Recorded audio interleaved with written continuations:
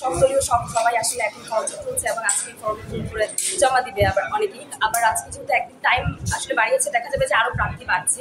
আমি হচ্ছে কেন্দ্রীয় ছাত্র সংসদে কার্যনির্বাহী সদস্য পদে আসলে ফর্ম তুলেছি এবং আজকে সেটা জমাও দিয়েছি এবং আমি আশাবাদী যে আমি সবার জন্য কাজ করব, আমার বিশ্ববিদ্যালয়ের জন্য।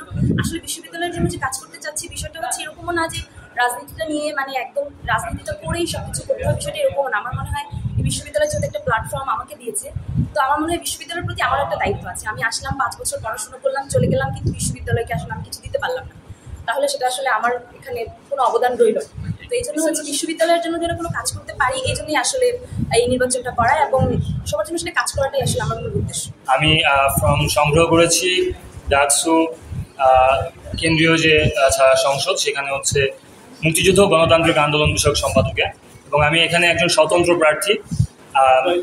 আমার হচ্ছে যে ইচ্ছা সেটা হচ্ছে আমি জানি যে ঢাকা বিশ্ববিদ্যালয়ের একটা বড় অংশ হচ্ছে সাধারণ শিক্ষার্থী, যারা কোনোভাবেই কোনো রাজনৈতিক দলের সাথে সম্পৃক্ত নয়, এবং তারা এমন কাউকেও চায় না যে আসুক যারা নিজেদের দলের এজেন্ডাকে বাস্তবায়ন করুক। যেহেতু এই যে পদটা মুক্তিযুদ্ধ গণতান্ত্রিক আন্দোলন, এখানে কেউ যেন মুক্তিযুদ্ধের ইতিহাসকে বিকৃত না করতে পারে, কোনো আন্দোলনকে নিজের পক্ষিগত না করতে পারে, এমনকি ভবিষ্যতে হয় যে কোনো আন্দোলনকে যেন সমগ্র নিজের এজেন্ডা বাস্তবায়নের জন্য সমগ্র ঢাকা বিশ্ববিদ্যালয়ের ছাত্রদের আন্দোলন বলে চালিয়েও না দিতে পারে, সেটা অবশ্যই।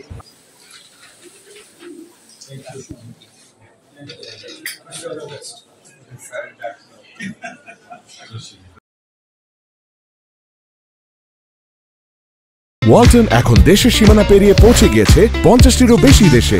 ওয়ালটন, ঘরে ঘরে বিশ্বজুড়ে।